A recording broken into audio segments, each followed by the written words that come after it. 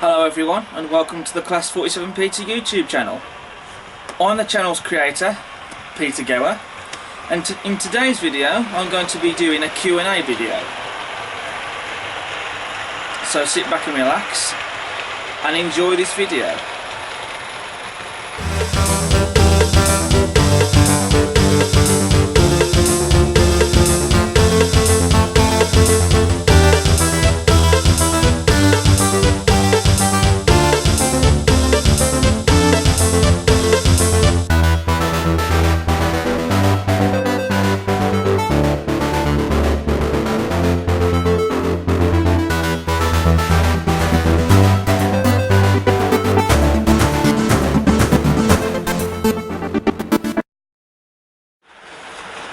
Now, as you all know, I recently hit 2,000 subscribers.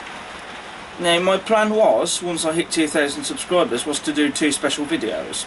I've already done one special video, which was a review on the new Batman Class 158, which I did last year. And I've also decided I'm going to do a Q&A, and I have got some questions here on a piece of paper to answer. And so thank you to everyone who ask my questions. I know it's been a while to get to do my Q&A, but I wanted to get as many questions as I possibly could, and so I've got a lot of questions here to ask, and so now I'm going to answer them. So the first question is from SLDS1, and the question is, what is your favourite class of diesel locomotive? My favourite class of diesel locomotive is the Class 47. I've always loved them since I was a kid, and it's also the namesake for my YouTube channel, Class47Peter. And also I have 4 Class 47s in my fleet because I love them. I did have 7 at one point, but I had to get rid of those ones to make way for other models. But you never know, I might get a couple more one day in the future, but there are going to be other models I want. But my favourite class of diesel locomotive is the Class 47. The next question is from Harry Chapman, and he asks, what's your best and worst steam locomotive? Do you mean in real life or in model form? Because if it's in real life, it's easier for me to answer than in model form, to be honest. The best steam locomotive I would pick in real life, of all the ones to pick, I would go with the A4s, because there's really nothing else like them in preservation, and they really are gorgeous machines, they really are. And they're amazing in real life, they are, and in model form as well. For worst steam locomotive in real life, I'd choose the Bullied Leader, because it wasn't very successful. If it's in model form, it is harder to answer, because I've got so many great steam locomotives, so I'm going to pick one out of thin air and say Silver Link, which is the A4. But there are others I could choose as well. And for my worst steam locomotive, that's also difficult to answer, because I don't think any of the models I own I would consider the worst. Although that being said, I did briefly own a Batman Patriot, which I had returned because on my layout it was underpowered and I wasn't very particularly impressed with it. But then I'm not sure if that could qualify as the worst steam loco. So that is a difficult question to answer.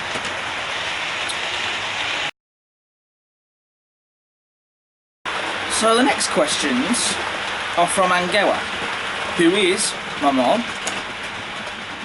You know, I wanted questions and I've got them. No reason why my own mom can't ask me some questions.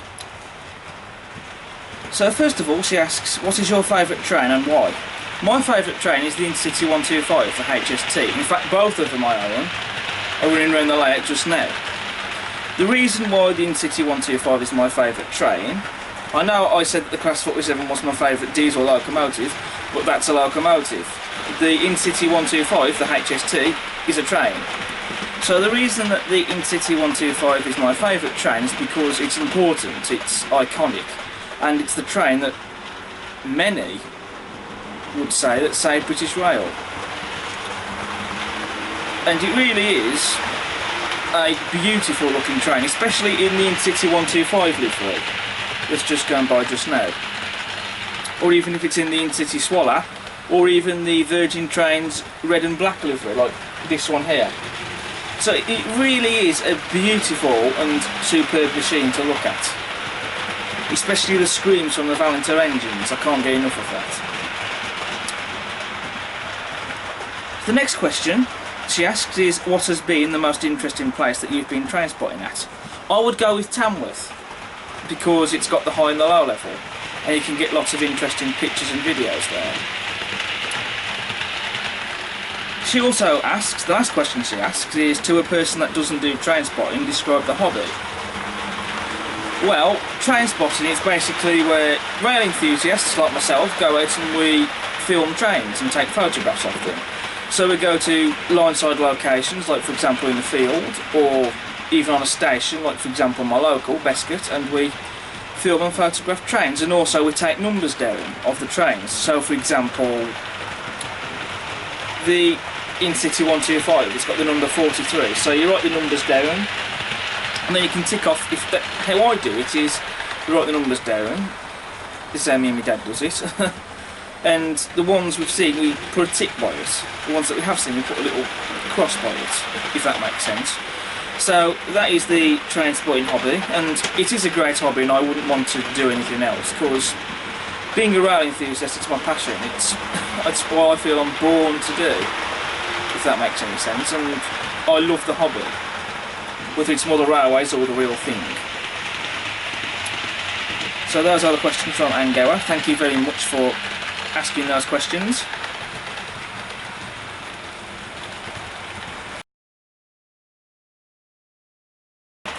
The next questions are from Oliver Rowley. The first question he asks is, what have you learned whilst working on Vauxhall Junction? Now that's a very interesting question. I can't take all the credit for this layout, all the other layouts I've owned before, because my dad has helped me with them. He's helped me with the baseboards and the wiring, etc. So I can't take all the credit for the layout. But what I have learned from working on this layout, I mean, of all the layouts that I've owned, I think that this one is the best one I've had. And quite possibly the biggest as well, and definitely the most detailed. I mean, I have learned so much whilst doing this layout.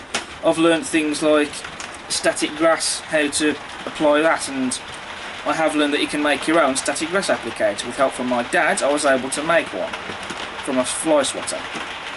Also, going into now the 009 as well, I learned things like not to get a 1 amp controller, because based on the research I did, it can actually burn the motors out, the 1 amp controllers can.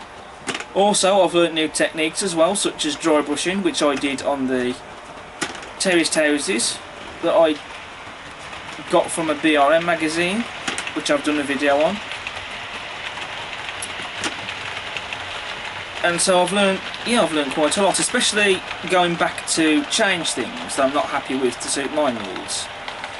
And also I've learnt how to make things look more realistic, if that makes sense. I mean, for example, the walls you see at the front here. I wasn't particularly happy with the walls because previously I thought they looked a bit unrealistic looking. So having changed the walls here, I think they look miles better and more realistic looking, and they add that bit more detail as well. So things like that as well, especially adding new details, discovering new things like scale model scenery, adding more details. Perhaps adding details I never thought I'd had before, such as the bluebells along here. They can just peel off and stick on where you like. So I have learnt so much from doing this layout. And the last question he asks is, who would you say is the most influential modeller or layout to you? Well, the most influential layout to me that I've seen is one of the Hornby magazine layouts that I've seen on display at Worley and the Great Central Model event. And that layout in particular was 12 Trees Junction, which is a southern region layout. I do love the southern region, it's my favourite out of the big four, so there is some bias there, but to see that layout in the flesh on both occasions, you know, it really was quite a privilege. And also I thought that layout was amazing. As for the most influential modeller, now the most influential modeller is not a YouTuber. The most influential modeller to me is my granddad, my dad's dad, because he actually did some modelling as well.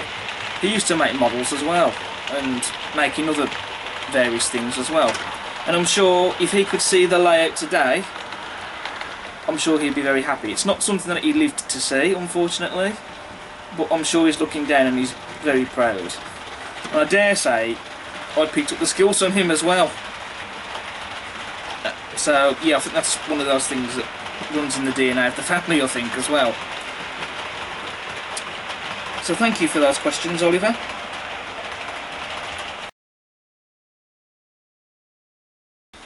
The next question is from Craig Mason, and he asks, with Fox Hill, what made you decide on the layout name?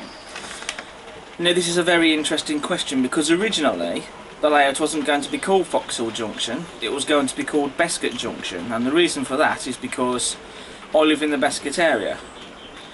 But I later decided that the name doesn't quite fit in with the layout, because for it to be called Bescot Junction, really it needs to be modelled on the Bescot location and area.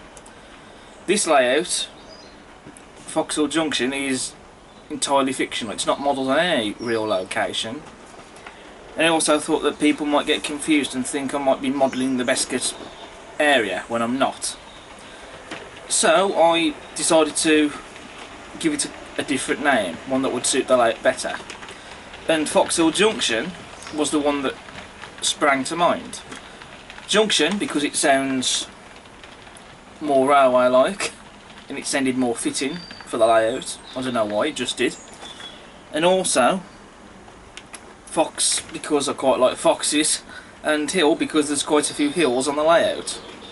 So it just sprang to mind, the name, really. So thank you for the question.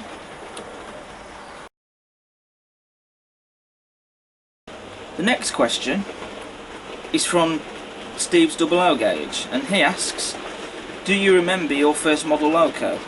I do indeed. The first locomotive I ever had was a Hornby tender driven Princess Royal class locomotive. Specifically the one I had was 46208 Princess Helena Victoria in the gorgeous BR Express passenger blue livery. It's not a model that I have now because it was sold off many years and moons ago.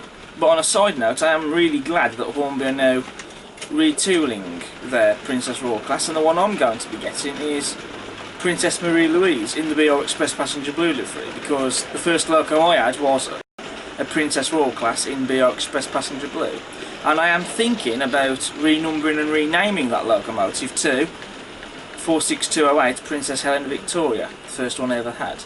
It's something I could do myself because I have renamed and renumbered locomotives before by myself, or I might send it off to someone else to do it for me.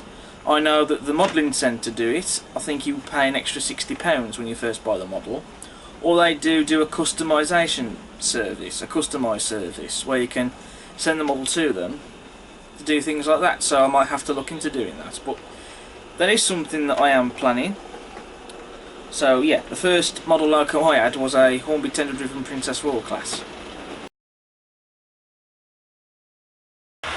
The next question is from Tim Wells, and he asks, how long have you been doing model railways? Now, I first started doing model railways in 2001-2002, around that time period. And there is a story actually with how I got into model railways. As a kid, I didn't have a model railway like this to start with.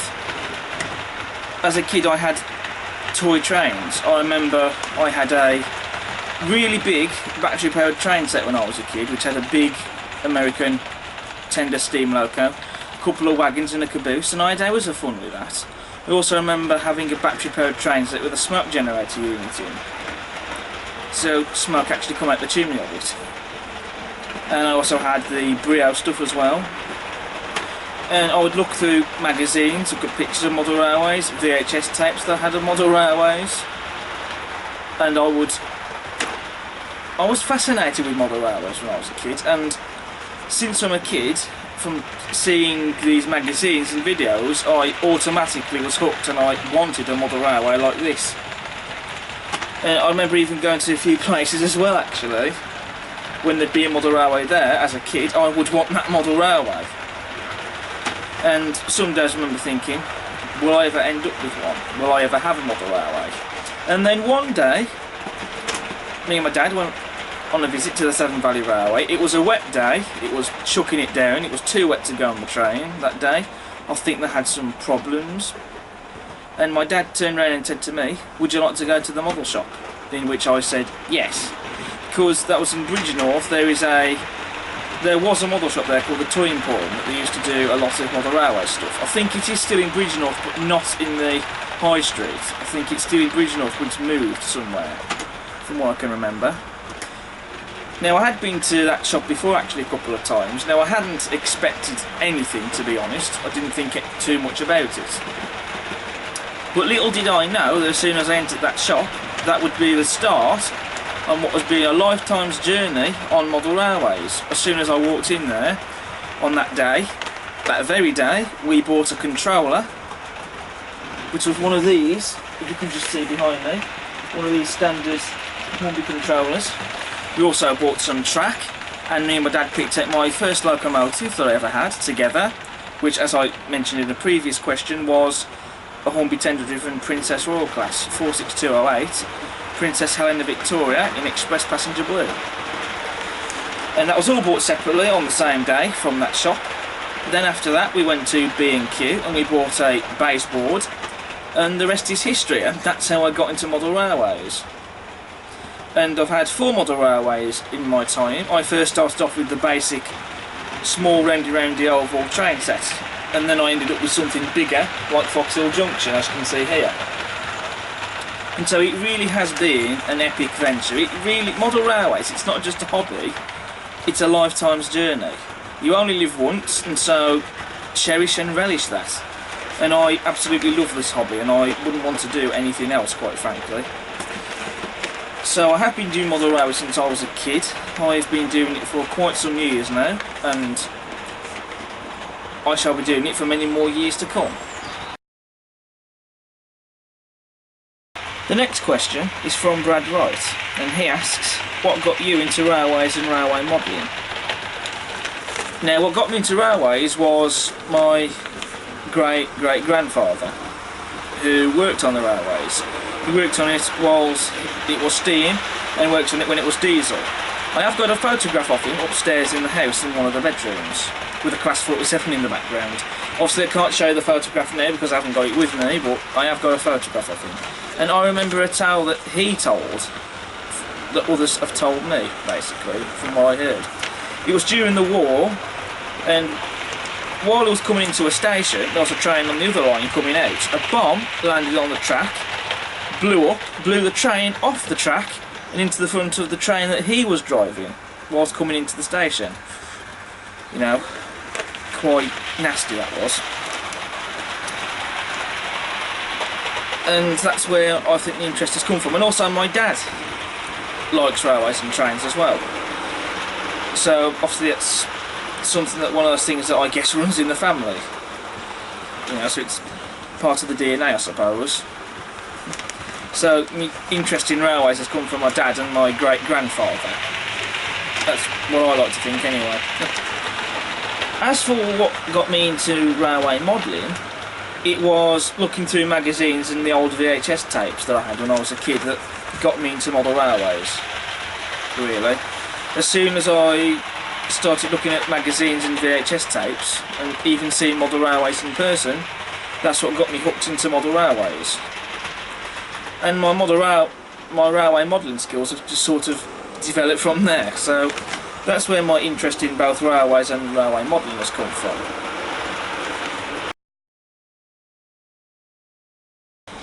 The next questions are from Adrian Pullen.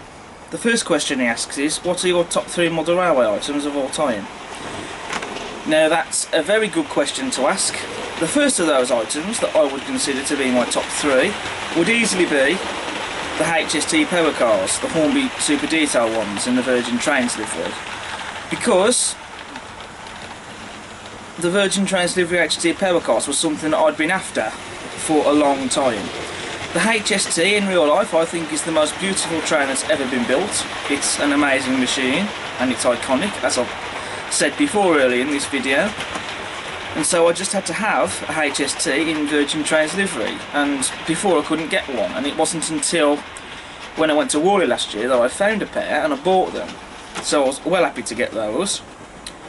Another item in my top 3 items would be the Hornby Canadian Pacific, the Merchant Navy, which in fact is just going by just now on the layout, as you can see here.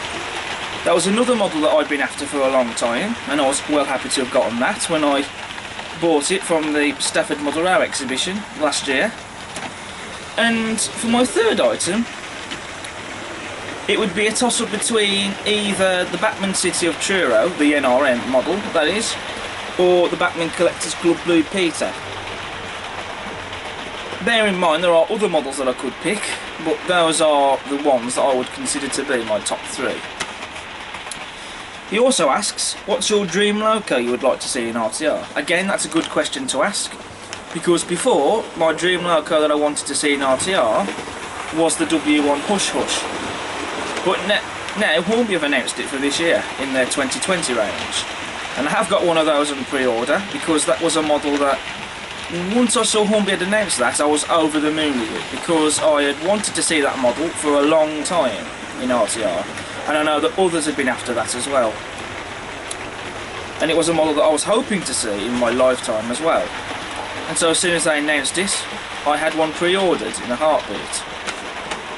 So the loco I'd consider now to be the one I'd want to see in RTR, my dream loco, would be the USA TCS 160.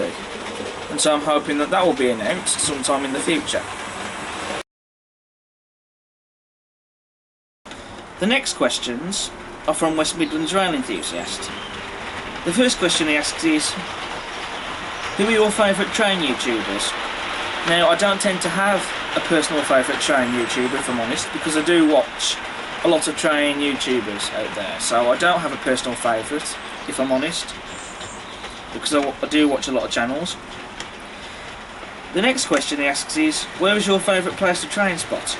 I do have several places I like to go train spotting to. Tamworth is one of them, because you've got the high and the low level, and you can get lots of interesting pictures and videos there. I also enjoy going to Stafford and Waterlawton as well. And even though I only went there once, I did enjoy my visit to Peterborough last year when I went for the LNER HST farewell tour. And that was my highlight of 2019, and I shall be going back there again this year before the Class 91s get withdrawn. So I shall look forward to going again. The next question West Midlands rail enthusiast asks is, what are your favourite models that you own? That's a very good question, and that's a difficult one. One of my favourite models would easily be the Intercity 125 HST, but it is difficult really to pick out any other favourite models that I have. But the Intercity 125 is definitely one of my favourites. And the last question he asks is, what's your favourite class of diesel locos and steam locos? Well, my all-time favourite diesel loco is the Class 47, as I mentioned in the beginning of the video, but I do have other favourite locos as well. I do love the Class 37s. They're go-anywhere machines, and I love the thrash coming from them. I also love a Class 60 as well. And I also love the Class 56s. In fact, both of my Class 56s are going by just now. And the Class 56s, they do look like 47s a bit, don't they? And I do particularly love the coal set to live through that both of mine are in. And I love the screams that come from them as well, from the engines. And I also love the Class 20, especially when they're in pairs, because they do look quite different as well, especially because they've only got the one cap, so they do look unusual looking. As for my favourite class of steam locos, my all-time favourite steam loco is the Bully Pacific. I've always loved them, whether it's a Merchant Navy, Battle of Britain or West Country, I love them all. And that's why I've got so many of them, because I love them. And I also love the 9Fs as well. You know, they are really mighty and elegant machines, they are. And I also love the Princess Coronation class Duchess locos as well. And I also like the A4s as well. So those are my personal favourite locos. So thank you for those questions. The next questions are from John Mossacard. The first question he asks is, what are your top best running models? Now, that's a difficult question to answer. The H1 and the H2 Atlantics are both smooth runners, and even the W4 Peckit I have from Hornby. That's another smooth runner as well. In fact, the mechanism in that is so quiet you can't even hear it. But it is difficult to choose my top best running models of all the models I own, because I've got so many models that just run perfect and run smoothly. He also asks, are there any wagons or coaches you plan to get in the future? I am planning to get the Hornby LSWR brake van at some point.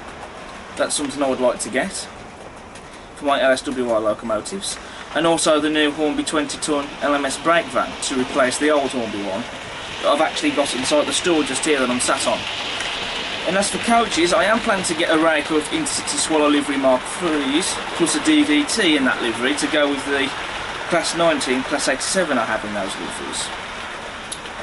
As well as the flangeway snowplows, the Snow King and Snow Queen ones that are soon to be released by KMS Railtech. So those are the ones I'm planning to get in.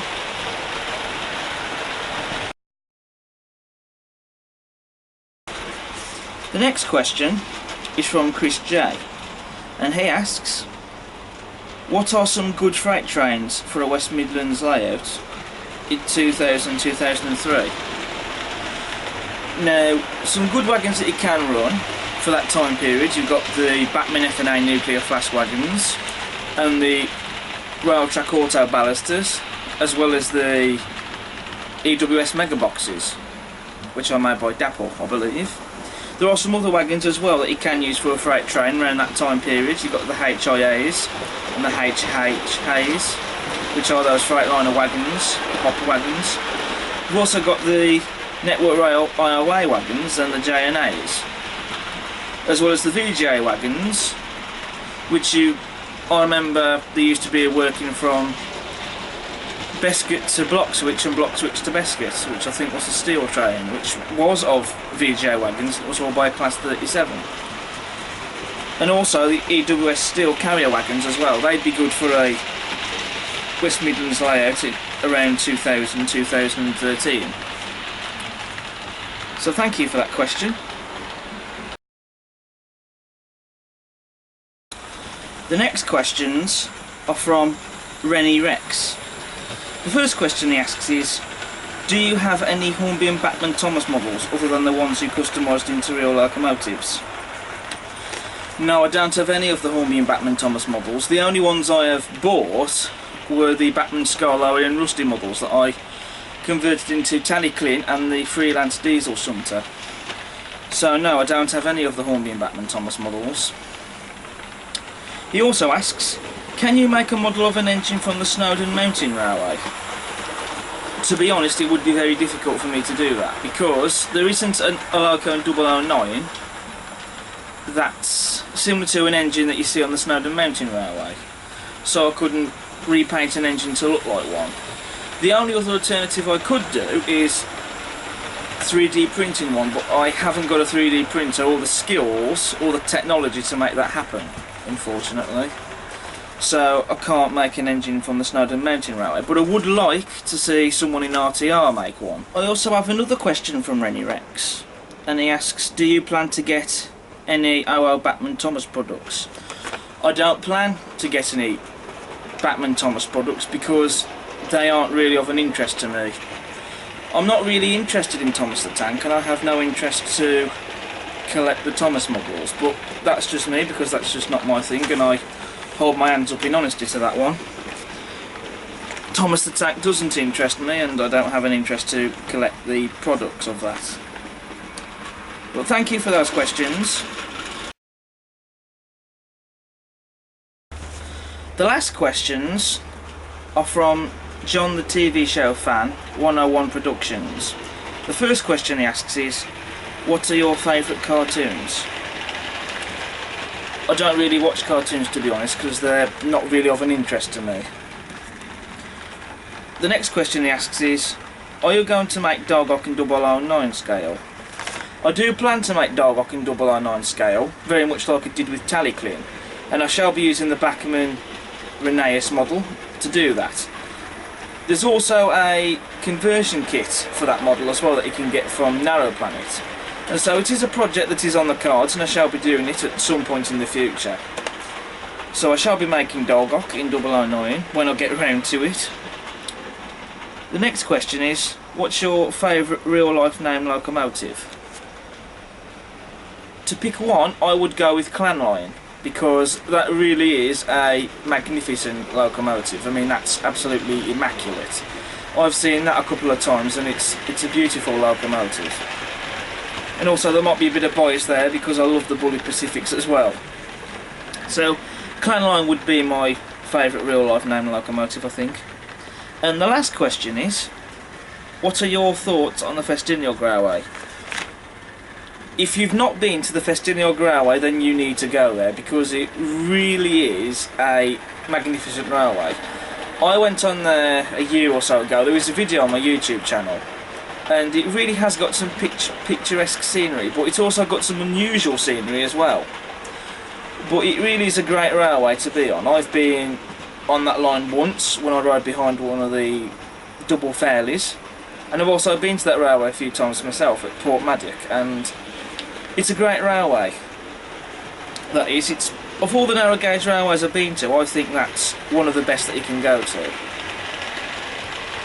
So it's definitely well worth a visit. If any of you guys ever go to Wales, go to the Festiniog Railway, you will not be disappointed.